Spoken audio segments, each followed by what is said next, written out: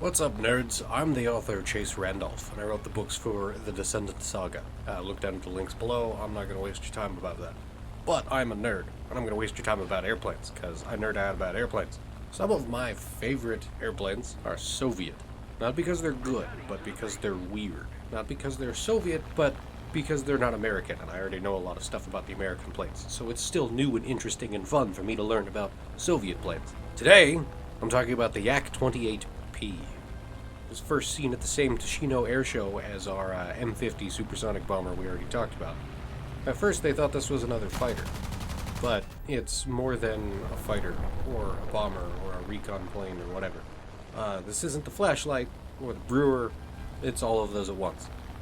To the Soviets, it was known as the Flying Coffin, which, that's when they call their own plane the Flying Coffin, it's not great. Had a swept, mid-mounted wing, mid-mounted tail, with outrigger landing gear like the U-2 at the wingtips. And, the U-2's not a fighter plane, so this just sounds kind of mid all around, right?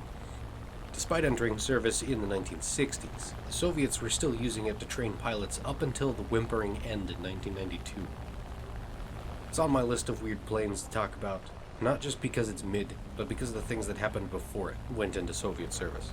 It was based off the Yak 129 prototype from 1958, which was originally a bomber and then became an interceptor and a recon plane.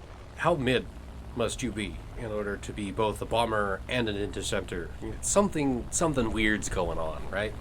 And on top of that, look at it. Look at these pictures I'm throwing up here over my silly warthunder gameplay. This is just a weird looking plane, man. So, I guess, it doesn't have, or at least I didn't see any big historical feats, fortunately, because the Cold War stayed cold.